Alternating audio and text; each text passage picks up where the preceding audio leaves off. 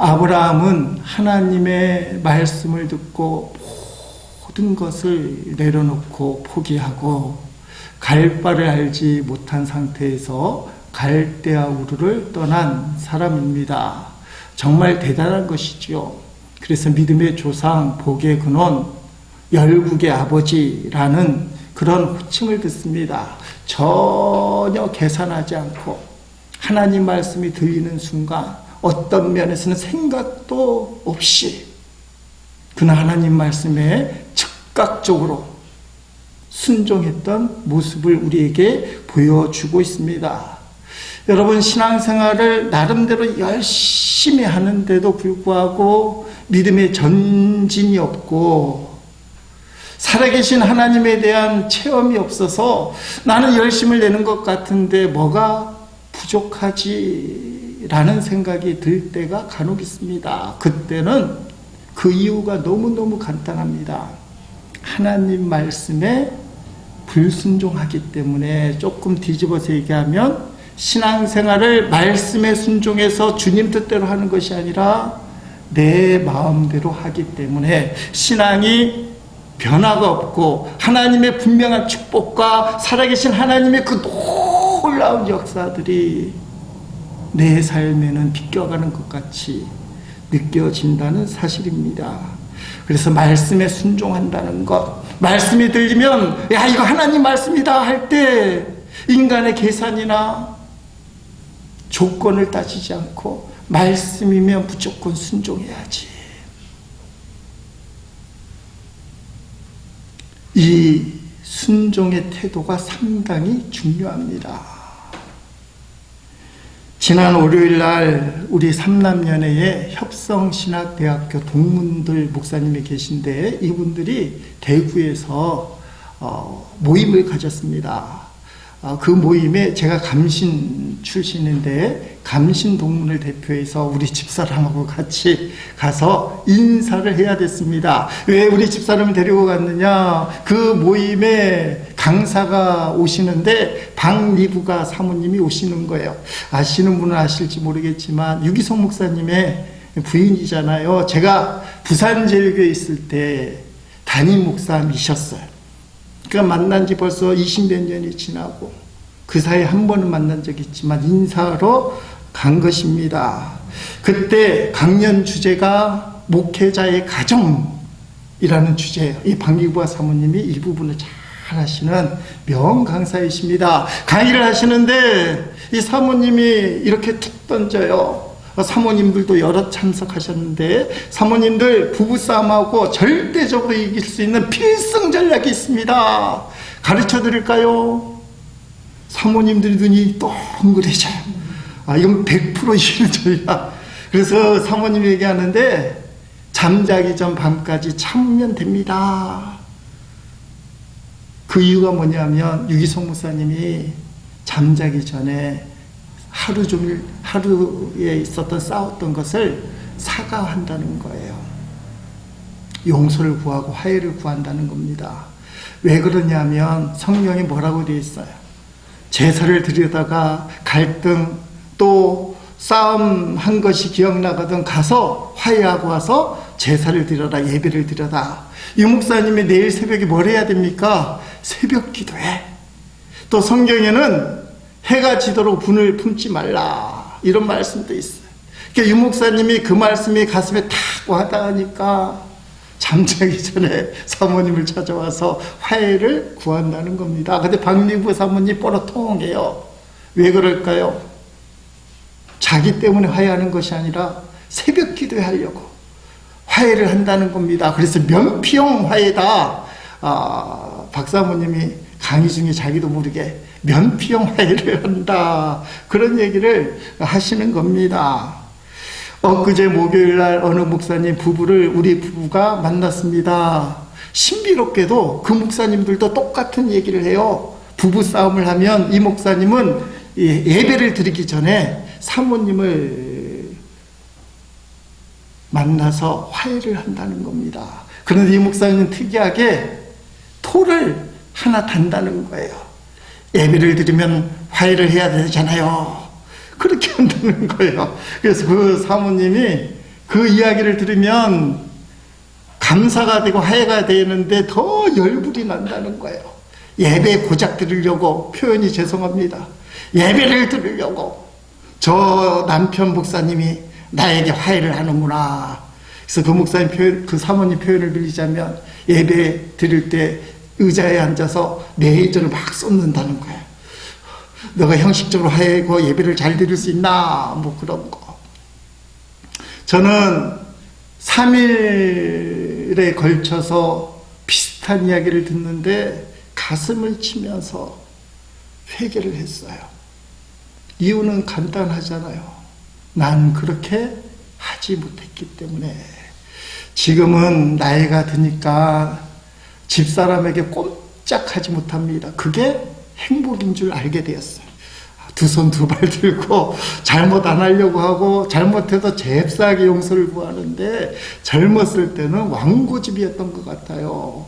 한 번 싸우면 제가 며칠이고 말도 한 거는 불굴의 의지를 갖고 있는 사나이였어요. 며칠 동안 한마디도 안 해요. 새벽 기도에도 드리고 수요예배 드리는데 끈적도 않고 완고집으로. 근데 그게 가슴을 치는 거예요.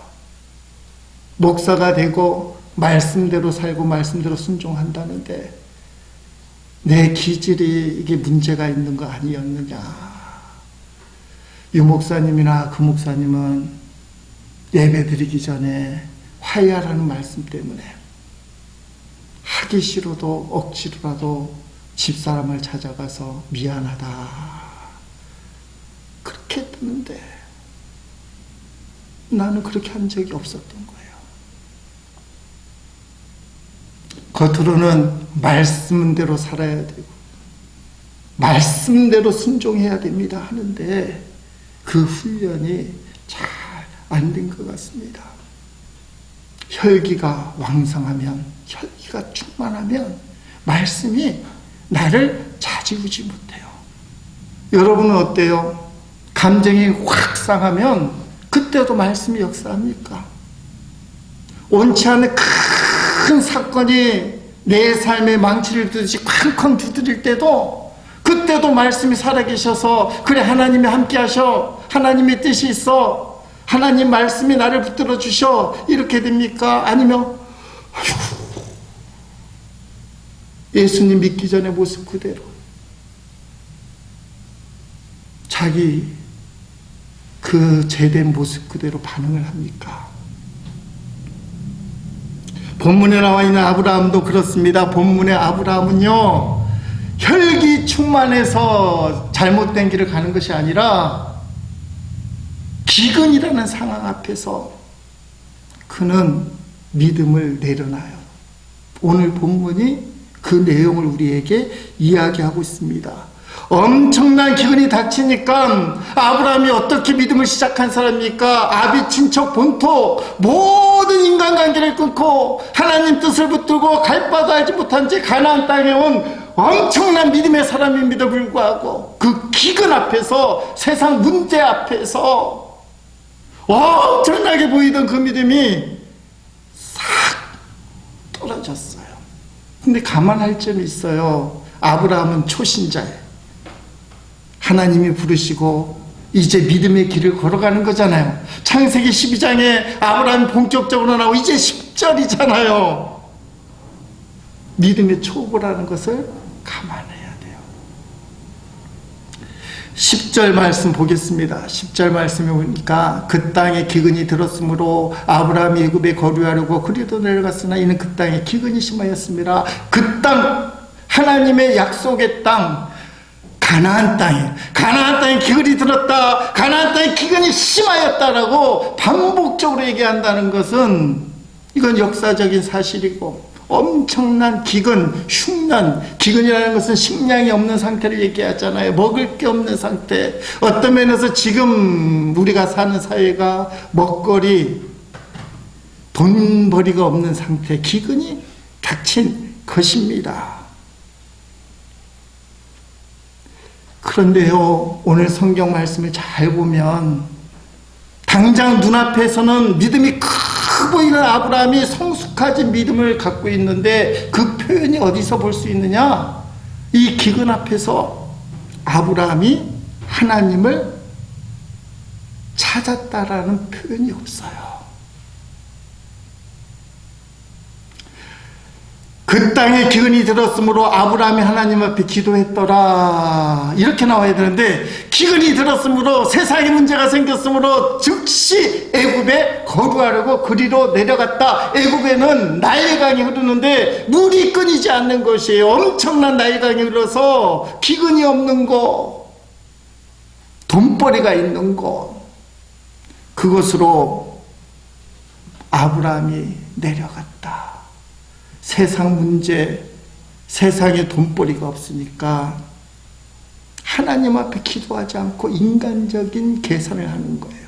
아니, 계산도 하지 않고 따지도 않고 믿음을 갖고 하나님 말씀에 순종하여 따라왔던 아브라함이 한순간에 모든 걸 내려놔요.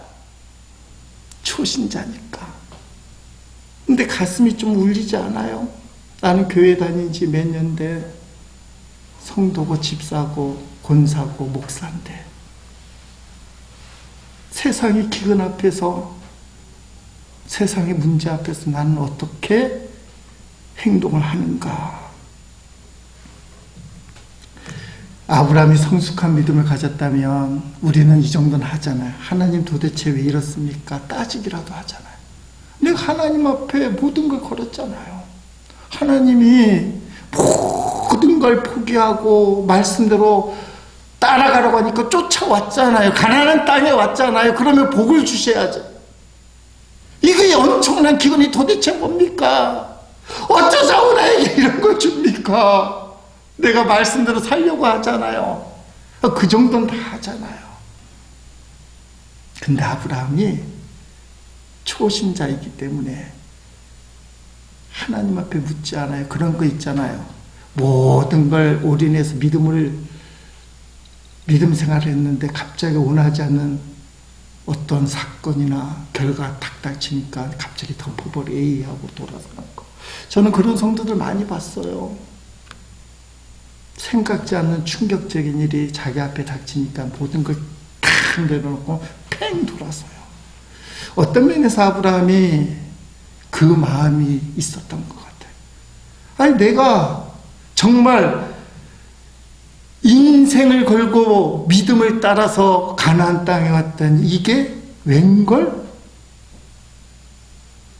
공황 상태가 되는 거죠. 그래서 그는 살 길을 찾았어요. 애굽으로 내려가는 거예요. 그런데 여러분, 창세기 26장에 가면 똑같은 내용이 이삭 때 나와요. 창세기 26장 1절 2절에 보니까 아브라함 때의 첫 흉년, 오늘 본문의 기근을 얘기해요. 흉년이 들었더니 그 땅에 또 흉년이 들매 이제 아들 때 들었다. 이삭이 그랄로 가서 블레셋 왕 아비멜렉이 이르렀더니 여호와께서 이삭에게 나타나 이르시되 애굽으로 내려가지 말고 내가 내게 지시하는 땅에 거주하라. 아, 이상하잖아요. 아들 이삭 때는 이삭도 이 흉년이 드니까 그랄로 갔다는 말은 애굽으로 내려가려고 제스처를 취하는 거예요. 그랬더니 하나님이 딱 나타나서 이삭에게 너는 가나안 땅을 떠나면 안 돼. 가나안 땅에 머물러 있어. 그래서 이삭이 애굽과 가나안 땅 경계로 가요. 애굽으로 나간 거예요. 아니, 이삭 때는요 하나님이 쫙 나타나셔서 말씀을 해주시는데 왜 아브라함에게는 나타나지 않으실까?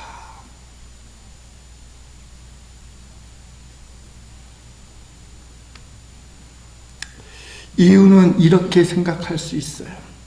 아브라함이 장차 우리가 알다시피 믿음의 조상, 복의 근원이 될 터인데, 너가 믿음의 조상, 복의 근원이 될 수 있는 것은 너의 자질이나 너의 믿음이 아니다.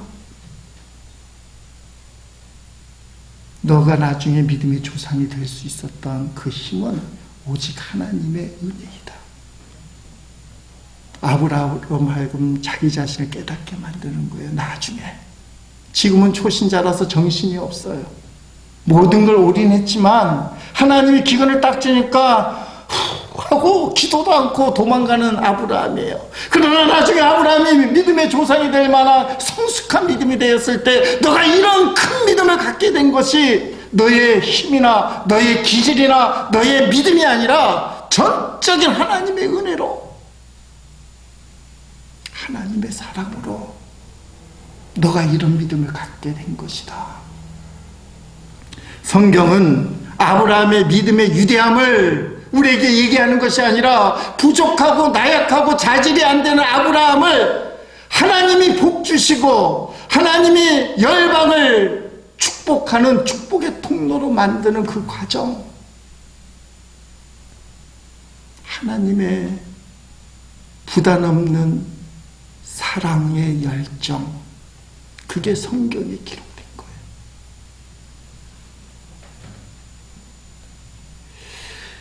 삶이 힘들어서 먹고 사는 문제가 급해서 하나님을 잊어버리고 애국으로 내려갔는데 아플싸 애국에는 더 큰 문제가 있습니다. 그 문제를 직면하게 돼요. 여러분, 성경에서 아브라함 얘기가 쭉 나오다가 아브라함이 자신의 입을 탁 열어서 말한 내용이 오늘 본문 11절부터 13절이에요. 성경에서 최초로 아브라함이 입술을 열어 첫 마디를 하는데, 아니 믿음의 조상이면 믿음의 말을 해야 되잖아요. 여러분, 그 첫 마디를 보시기 바랍니다. 이집트에 가까이 이르렀을 때 그는 아내 사라에게 말하였다. 여보, 나는 당신이 얼마나 아리따운 여인인가를 잘 알고 있어. 이집트 사람들이 당신을 보고서 당신이 나의 아내라는 것을 알면 나는 죽이고 당신은 살릴 것이요. 그러니까 당신은 나의 누이라고 하시오. 그렇게 하여야 내가 당신 덕분에 대접을 잘 받고 또 당신 덕분에 이 목숨도 부지할 수 있을 거요. 복의 근원, 믿음의 조상 아브라함이 내뱉은 성경에서 첫 마디가 자기 살리고 자기 살려고 거짓말을 하는 파렴치한 말이 첫 마디예요. 놀랍잖아요. 우리가 그렇게 존경하고 야 대단하다고 생각하는 아브라함의 인간적인 첫 마디는 거짓말.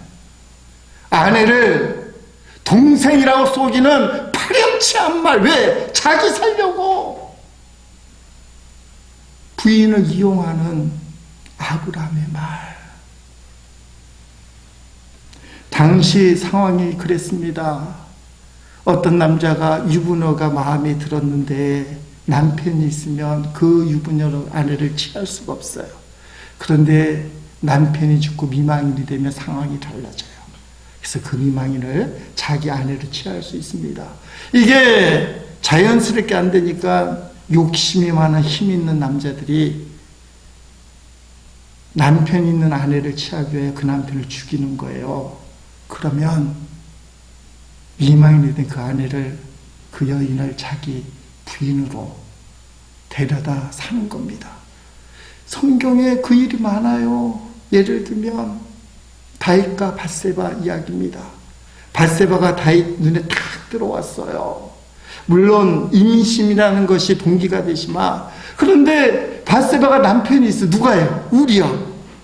우리야의 아내 밧세바를 왕비로 데려오지 못하는 거예요. 그래서 어떻게 합니까?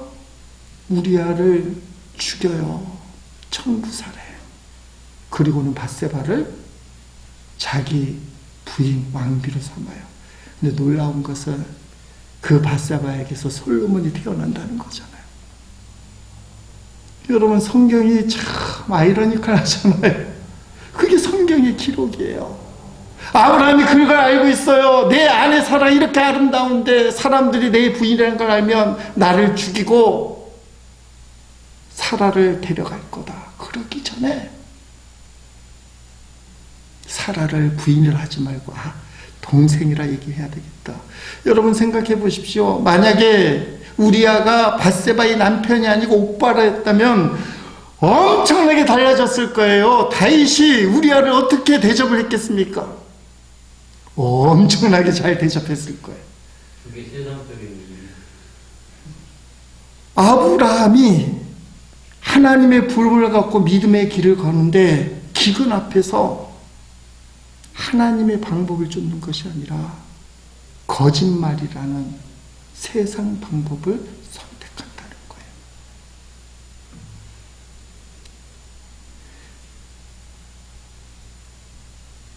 어떤 사람이 혹시 사라를 자네 동생을 내 부인으로 삼으려고 해. 그러면서 이제 본문에 나온 그 바로왕처럼 여러 가지 이제 물질을 주고 시간을 벌 거 아니에요? 한 달 후에 데려가려고 해. 시간 벌이가 되니까 그때 모면하려고 아브라함 나름대로 계산했는지도 몰라요. 무슨 수를 쓰든지 사라는 내가 지켜야지. 이게 모든 남편의 기본적인 마음이잖아요. 근데 세상살이가 자기 계산대로 됩니까? 내 계획대로 됩니까? 특별히 거짓말에 근거한 이 의도가 자기 뜻대로 됩니까? 거절할 수 없는 강력한 세상의 힘이 밀어닥쳐요. 누가 사라를 데려갑니까? 그 나라, 그 시대의 가장 강력한 나라의 왕, 성경에 나오는 바로가 애굽의 왕이에요. 그 당시 전 세계에서 가장 위대하고 강한 나라의 왕 바로가 사라를 데려가는 거예요. 이건 꼼짝 못하는 것입니다. 그게 이제 14절부터 16절까지 나오는 내용이에요. 아브라함이 이집트에 이르렀을 때 이집트 사람들은 아브라함의 아내를 보고 매우 아름다운 여인임을 알았다. 바로의 대신들이 그 여인을 보고 나서 바로 앞에서 그 여인을 칭찬하였다. 드디어 그 여인은 바로의 궁전으로 불려 들어갔다. 애굽에 있는 이상은 피할 수가 없는 거예요. 바로가 그 여인을 보고서 아브라함을 잘 대접하여 주었다. 오빠니까요. 아브라함은 양떼와 소떼와 암나귀와 수나귀와 남녀종과 낙타까지 얻었다. 엄청난 재물을 얻게 되었다는 사실입니다. 이제 큰일 나게 됐어요. 하나님이 아브라함에게 복을 주시는데 사라를 통해서만 주시자. 우리가 나중에 성경을 아니까 다 알잖아요. 오직 이삭. 그런데 바로의 피가 섞이게 되면 어떻게 됩니까? 예수님의 족보가 이상해지는 거예요. 예수님이 아브라함의 후손으로 나와야 되는데 이거 자칫하다가 바로의 후손이 되는 거예요.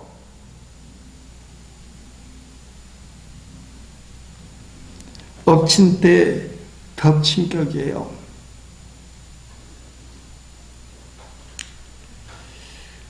꼼짝하지 못할 때, 여러분 인간적으로 수가 없을 때 믿음의 초보 상태인 아브라함에게 그 방법을 제시하는데요, 하나님이 역사하는 거예요. 기도도 하지 않고 하나님을 의지하지 않는 이 불신앙의 상태, 그 시작은 믿음을 갖고 가나안 땅이었지만 기근 앞에서 믿음도 내팽개치고 세상 방법을 취하며 거짓말을 하는 이 아브라함에게 하나님의 포기하지 않는 그 사랑의 열정이 나타나게 됩니다. 그게 바로 17절 말씀이에요. 17절 드디어 하나님이 딱 나타나요. 여호와께서 아브라함의 아내 사레의 일로 바로와 그 집에 큰 재앙을 내리신지라. 하나님이 짜 하고 나타났어요. 여러분, 이게 은혜예요.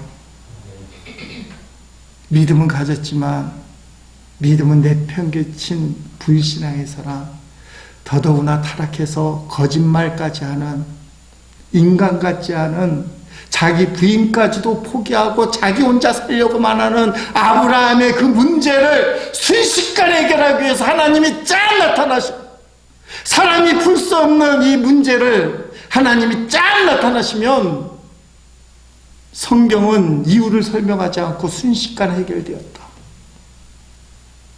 주석가들, 성경을 연구하는 목사님들이 이 배우를 많이 얘기합니다. 민족신의 이야기, 바로가 어떻게 깨달았다. 다 뒤로 하고 딱 한마디로 얘기하면 따라합시다. 역전시키신다. 꼼짝할 수 없는 상태에서 하나님이 짠 나타났어. 어떤 일 때문에? 아브라함이 죽게 생겼어요. 아내를 뺏기게 생겼어요. 이미 애굽에 궁전에 가게 되겠어요. 그래서 하나님이 짠 나타나서 재앙을 내렸어요. 궁전에. 여기서 재앙은 질병을 얘기합니다. 바로의 식구들이 갑자기 병이 드는 거예요. 본부인이 병들고 아들이 병들고 딸들이 병들고. 그래서 알아보니까 사라 때문에 그렇다. 사라가 어떤 존재냐? 하나님 믿는 사람이다. 여러분, 이 당시 문화는 어떤 힘 있는 사람이 소시를 데려올 거 아니에요. 그 소시를 데려오면 그 여인이 임신했는지 안 했는지를 확인해야 돼요. 왜냐하면 임신하고 들어와서 동침을 하면 그 애가 누구 애가 되는 거예요, 도대체. 이게 중요하기 때문에 소시를 딱 데려오면 몇 달을 두고 봅니다. 이 여인이 임신이 됐는지 안 됐는지. 그게 임신이 안 된 걸 확인하면 자기 씨앗을 이제 심기 위하여 동침을 하는 거예요. 좀 얼굴 인상들이 안 좋긴 하지만 그때 문화가 그랬다는 거예요. 그러니까 사라가 지금 기다리는 중이에요. 바로가 이제 호신탄탄 기회를 노리면서 이 여인이 지금 정상인가 비정상인가 노려보는 그 순간에, 그러니까 사라가 깨끗할 때, 더럽히지 않을 때 하나님이 시기를 놓치지 않고 짠하고 바로에게 나타났어.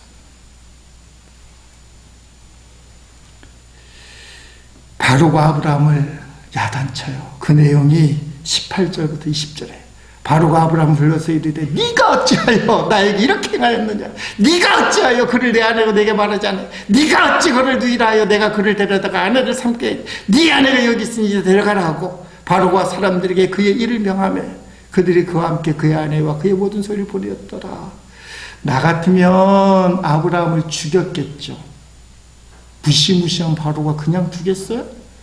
어느 앞이라고 거짓말을 해야 돼.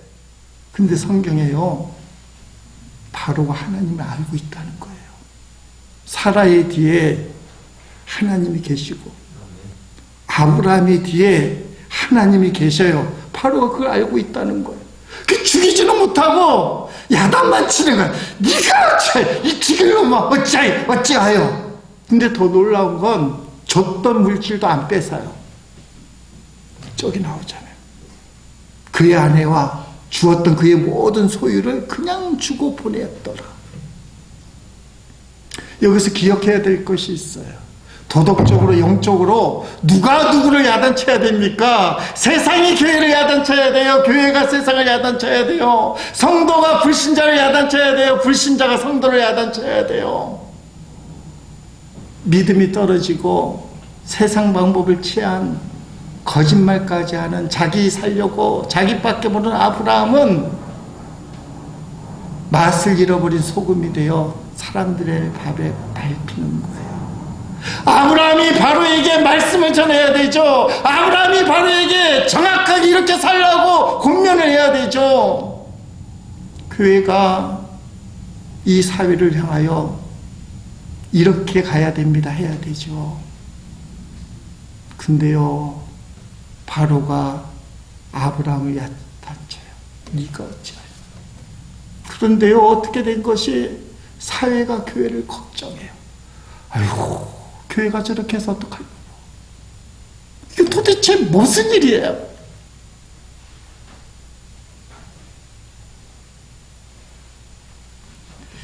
기근 앞에서 말씀도 헌식자처럼 버리고 애굽으로 도망갔던 아브라함, 자기 살려고 부인까지 동생이라 속이는 그 아브라함. 그런데 하나님이 이 아브라함을 보게 하잖아요. 믿음의 조상, 복의 근원, 열국의 아버지로 세워가십니다. 하나님의 포기하지 않는 사랑의 열정. 따라합시다. 하나님의 포기하지 않는 사랑의 열정. 아브라함을 향한 그 하나님의 포기하지 않는 사랑의 열정은 신약시대에 예수님 믿고 구원받은 하나님의 자녀들 우리에게도 그대로 역사하십니다. 그게 로마서 8장 38절 39절 말씀 아니겠습니까?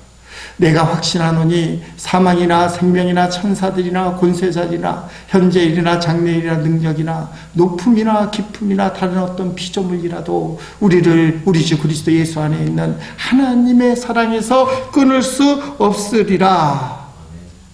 저와 여러분이 아브라함처럼 부족하고 실수하고 거짓말하고 참으로 부족함이 많음에도 불구하고 오늘도 하나님 앞에 나와서 신앙생활 할 수 있었던 이유는 하나님의 은혜일 거예요. 나의 힘이나 능력이 아니라 하나님의 은혜라는 사실입니다. 하나님은 우리가 불순종하고 때로는 자기 살려고 거짓말을 할 때도 여전히 우리를 지켜보시고 사랑하시고 믿음의 길로 인도하십니다. 그렇기 때문에 여러분, 어떤 일이 있어도 나를 향한 하나님의 사랑은 변함이 없다. 따라합시다. 하나님의 사랑은 변함이 없다. 목요일날 만난 목사님하고 대화하다가 놀라운 이야기를 듣게 되었어요. 그분이 작년 11월 1일부터 40일 금식 기도를 했다는 것입니다. 그리고 금식 기도가 끝나고 열흘째 되는 날이었다고 그래요. 딴 사람 같으면 회복이 되는데 이 목사님은 회복이 안 되는 거예요. 그래서 그 원인을 파악해 보니까 보통 금식을 하면 아예 금식을 모르시는 분은 이해를 못하겠지만 소금을 좀 드셔요. 그래야 몸이 유지가 되고 금식 후에도 몸이 편해요. 그래서 금식 기도 40일을 할 때도 소금 정도는 먹는 게 상식입니다. 이 목사님이 안 먹은 거예요. 소금 먹고 금식하는 거는 일반 군대 가는 거고 소금 안 먹고 물만 먹고 하는 금식은 해병대 가는 거다. 그래서 주변에서 다 소금은 먹어야 된다 했는데 안 먹었다는 거예요. 그랬더니 금식 기도 40일이 끝난 그 50일째 되는 날 12월 10일쯤 됐겠죠. 속에서 모든 게 나오는데요. 표현을 빌리자면 우리가 속에서 나오는데 노란 물이 나온다고 하지만 그 과정이 지나면 말은 안 하더라고요. 목사님, 속에 있는 모든 게 쏟아져 나옵니다. 그게 흰물인지 핏물인지 모르겠지만 표현이 그래요. 노란 물이 안 나오고요. 속에 있는 모든 게 그냥 쏟아져 나옵니다. 그래요. 정신도 없고 어지럽고 먹으면 토하고 그래서 12월 10일 날 되는 날 소파에 앉아있고 아니 가족들은 걱정이잖아요. 죽을 것 같잖아요. 사모님도 걱정이고 어머니도 와 계셨는데 불편하신 어머님이 그 아들을 어깨를 붙잡고 2시간을 기도했다는 거. 왜 기도했겠어요? 살려달라고.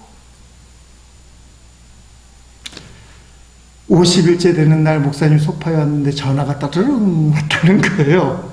그래서 사모님이 전화를 받았어요. 우리 집사람이 그 목사님 사모님에게 전화를 한 거예요. 사실 그 목사님을 위해서 저는 3일 금식 기도하고 우리 집사람도 기도하고 그때 어떻게 된 건지 전화를 건 거였거든요. 그래서 사모님이 우리 집사람 전화를 받고 방으로 들어간 다음에 이 목사님 소파에 그대로 앉아 있는데 하나님의 음성이 들렸다는 겁니다. 내가 김혜재 감리교회 성도들을 사랑해. 아니 갑자기 이 목사님 귀에 내가 김혜재 감리교회 성도들을 사랑해. 이 목사님 좀 특이한 분이신데 그때 이렇게 물어요. 그럼 김우재 목사님은요? 그렇게 했다는 거예요.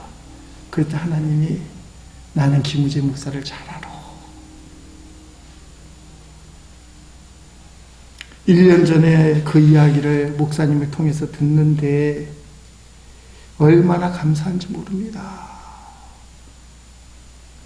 묻지도 않았는데 40일 금식한 그 목사님에게 하나님이 말씀을 하셨어요. 내가 김혜재 감리교회 성도들을 사랑해. 하나님은요, 준비된 사람들을 부르시고 사용하시는 게 아니에요. 하나님은 부르신 사람들을 준비시키시고 사용하십니다. 사랑하는 성도 여러분, 오늘 부족한 저와 여러분 하나님이 부르셨어요. 왜요? 사용하시려. 우리는 아브라함처럼 믿음의 결단을 하고 신앙의 길을 걸어갔지만 인생의 문제 앞에서 어느 순간 신앙을 다 내려놓고 세상에 빠져서 아브라함은 사례를 동생이라 속이는 거짓말을 했지만 하나님 앞에 부끄러운 그런 일들을 얼마나 많이 했는지 몰라요. 근데 하나님 그거 다 보고 계셔요. 더 놀라운 사실은 우리를 포기하지 않습니다. 우리를 사랑하시기 때문에 부족하고 자격이 없는 우리를 부르셨다는 그 이유 때문에 우리를 다듬으셔서 하나님이 사용하시는 살아계신 하나님 간증하는 자로 세우시기를 원하십니다. 오늘 그 하나님의 사랑을 붙들고 하나님 은혜 감사합니다. 세상에 어떤 기근이 닥쳐도 우리는 믿음이 좀 된 사람들이잖아요. 그때 하나님을 찾겠습니다. 그 하나님의 사랑을 붙들겠습니다. 이제 그 마음으로 찬송하십니다. 찬양지 38번